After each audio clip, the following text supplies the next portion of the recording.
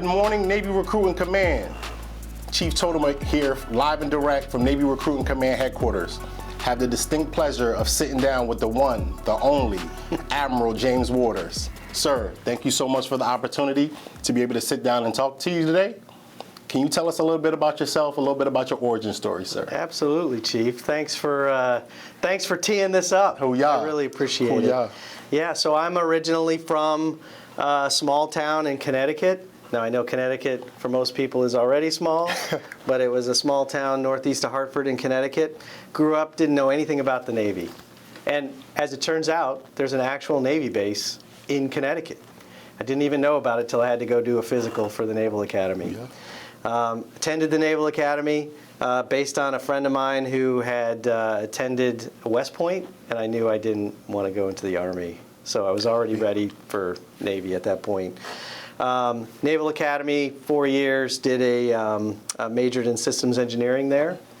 Following that, I attended Oxford University, where I got a master's degree in philosophy and theology.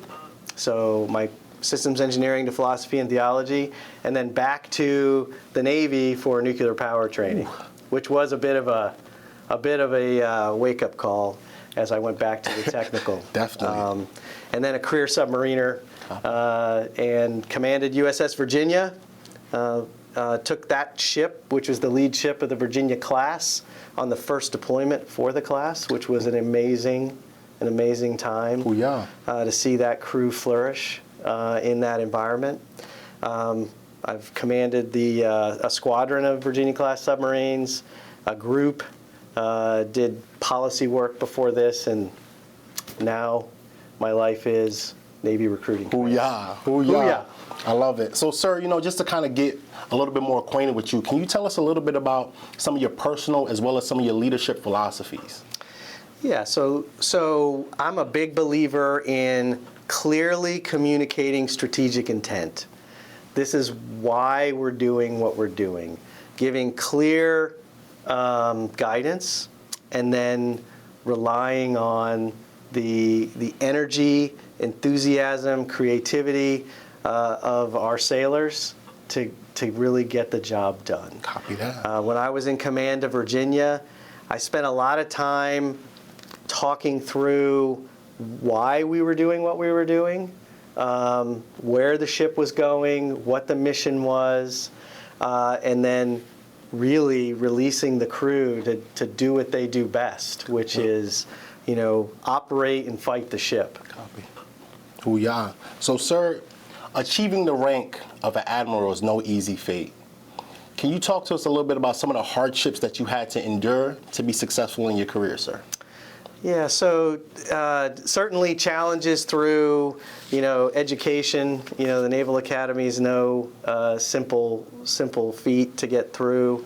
There were certainly some challenges and setbacks there as I went through that. I told you the transition from my master's degree into nuclear power training. Just one short origin story there of challenge. In the early days of nuclear power school, one of the topics is thermodynamics. We have to learn a little bit about thermodynamics. As we were preparing for our first test, and remember, I graduated the Naval Academy with systems engineering. We took a practice exam. I got a 0 on it. Whew. I got nothing right. First time in my life I faced getting nothing right. It was a pretty good setback, but it was a practice exam. Okay. I turned to, circled around a lot of my shipmates there, and was able to pass the test when it came time. That's an early one. Challenges in command. So on Virginia, we had this brand new submarine, still had the new submarine smell.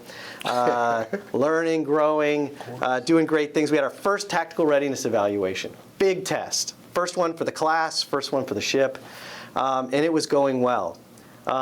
Toward the end of that exam, we, through a procedural error, damaged a weapon.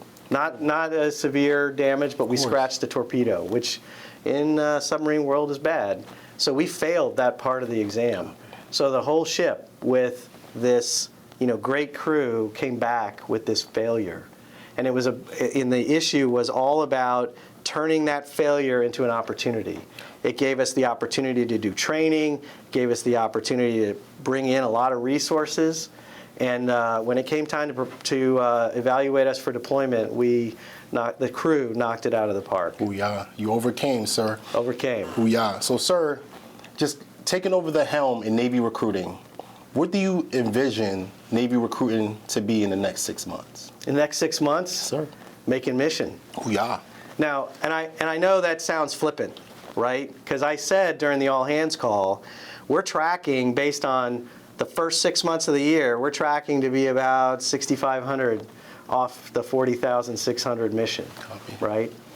But I think, based on what I've seen in the couple of weeks that I've been here, based on what I've seen from the response Copy. from our recruiters in the field, that the mission is within reach. Copy.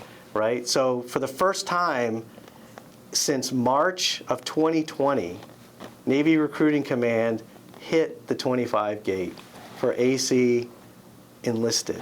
Booyah. Not only hit it, we smashed it, because it was 31.7% of the mission by the 25 gate. Love it. That's early, Of course. but it's a good indicator Where we can that be.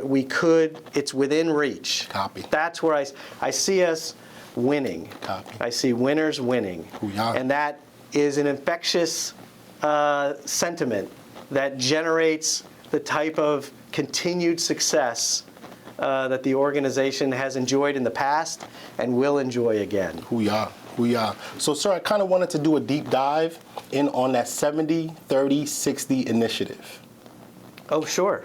Perfect. I just wanted to see if you could elaborate slightly on your new initiative, sir. So as I prepared to take command, I realized that because we're halfway through the fiscal year and that we're behind, that we needed to do something different. Copy. And so before I got here, I thought about some past experience that I had. So a number of years ago, I was on the transition team for Admiral Richardson as he was coming in to be CNO. Every CNO forms up a group for about a month before they take over to evaluate what direction we want to take the Navy. I participated in that as a captain, and I learned a lot from that experience. So I established a transition team. Copy. With Admiral Walker's blessing. But I wanted to ensure it was from all levels of recruiting nation. So some of our best recruiters, some of our best CRFers from out in the field, the region, thought leaders here, brought them together, and then said, hey, let's figure out what are those barriers that can free up recruiters, that can advance the art and science of recruiting and build readiness. Love it. And so they generated, those ideas were not mine. Copy. Those ideas came from the force. And then when we started talking through it, there was an initial conversation about, is it a 30, 60, 90 day? And I'm like, no, it's a 7-day, it's a 30-day, it's a 60-day. We're gonna kick off the first week.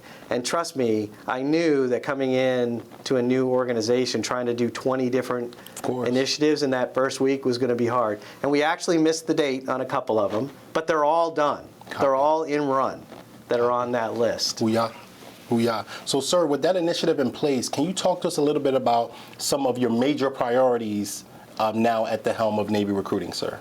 Yeah, my number one priority are recruiters. Copy. And what I mean by that is that we're going to focus on providing those recruiters, our recruiters, with the tools and the training they need to succeed in the field. Copy. We're going to listen to them, and we're going to act on what they say so that we can remove from them barriers that have built up over years that impede the production of new recruits, right? And that provides them the time to prospect, to build relationships, and guide new recruits through the process, to train, and to take time for themselves, right? So those things are all like the number one focus. Booyah. I'm focused on advancing the art and science of recruiting. And first and foremost in there, I want us to rely on tried and true, trust-based tactics, techniques, and procedures. Yeah. Right? Because we know that it's a trust-based endeavor to ask and convince a young American to essentially change their lives, right? Change the direction of their lives. Now we know we're changing it in a positive direction. Of course. They don't always know going in that it's positive, but we know that it's trust-based. We're going to build a common operating picture in the ROC so that everybody's talking off the same script. We're the same sheet of music. We're going to ensure that the CRF is the bedrock of recruiting subject matter expertise. And as we look across the career recruiting force, we're going to take the things that the very best of them are doing and spread it throughout so that we set ourselves up for recruiting excellence. Because that organization is special in that no one else in the Navy has that deep expertise on recruiting. Copy. And then readiness is an area that I'm passionate about. And what it means is that we provide the right training, the continuing training to ensure our teams have what they need. It means that we build the right culture to ensure that we can sustain that success through time with a healthy organization that we all love and respect. Right? And readiness is one of those things that in a time of crisis, you can kind of, well, we'll get to that later. We're going to try to make mission. But this mission is forever. Right? So remember that. On September 30th, we don't just like take a knee for the next 3 months and like, okay, now what do you got for us? We're still doing it. Of course. Right? So how do you build that into the way that we do business? Love it. And that's what we're going to work on. Copy that, sir. So I did want to piggyback on the readiness. I reviewed your Culture of Excellence 2.0. I just wanted to see if you wanted to elaborate just slightly on the new implementation of Culture of Excellence 2.0. Yeah, absolutely. Culture of Excellence 2.0, Forged by the Sea, is an initiative, is the Chief of Naval Operations initiative. It was built within the N1 headquarters by N17, but socialized, coordinated, and with input from stakeholders throughout the fleet. It's an effort to bring together the very best of what the best organizations do to build the best cultures. To bring together those programs that are designed to contribute to great culture and stitch it together in a way that makes sense, and to provide some, real, best practices and some clear delineation of what good, better, and best looks like. It's the other really important thing about it is it lays the burden of cultural development, the culture of a command, on the commander, right? We have a tendency sometimes to think, well, commanders are only around for a year or 2 or 3, so how can they? And culture takes, of course, years. Of course. But that's no excuse. Exactly. That's my responsibility. It's all of our responsibility, but I'm accountable for it, right? And there's no shirking that. And so because we have this now new initiative from the CNO, we need together to use it to assess ourselves and then get better in the places where we know that we may be lacking. It's also amazingly unique for Recruiting Command because very few other commands can talk about the dispersion, the geographic dispersion of their command in a way that Navy Recruiting Command can, right? So how do you do effective mentoring and coaching when you have people, from Japan to Germany, of course, right? So we're working on that. Copy that. So, sir, We have recruiters that are in the field. Some may feel abandoned, might feel alone, might feel it's very difficult for them to attain the mission that they are going after every single day. Is there any piece of advice that you can give those recruiters to stay course, stay to the fight, and things will get better, and we will make that mission? Yeah, absolutely. Well, first and foremost, you have an advocate right here at Navy Recruiting Command headquarters, because I know that without our line recruiters that are out there, all over America and really the world, with them spread from Japan to Germany, that we can't do this without you. And so we have your back. My encouragement to you is we're looking hard at the goaling models that we're using so that we can, appropriately hold up expectations of what the area where you are working should generate. And so to properly align that, I am drilling hard with our analytics team on what that should look like. Yeah. I'm not convinced that the goaling distribution is done in the most effective way right now. And I think the energy of success will contribute to that ability to kind of like, hey, I'm part of a winning team. We're winning here, and we can continue to do that. And I recognize that not every member of the team is going to generate a contract every month. I mean, I want everyone to generate a contract every month, and I want the recruiters of the year that are generating 40, 50, 60, 80 contracts. Love it. But I know there are going to be some times when you don't.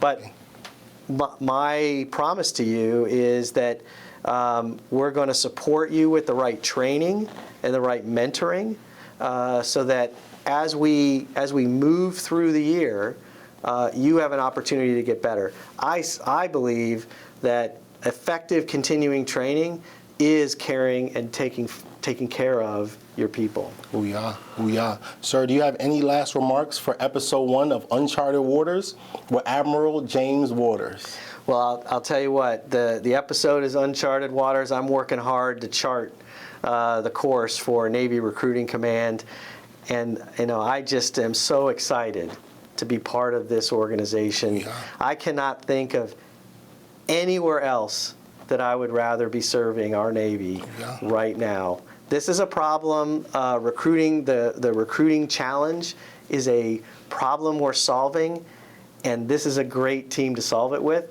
And when you look at COE 2.0, Forged by the Sea, when they talk about how do you define great culture, it's solving hard problems with people you trust and respect. And that is exactly where I am. Stay tuned for episode 2 here shortly.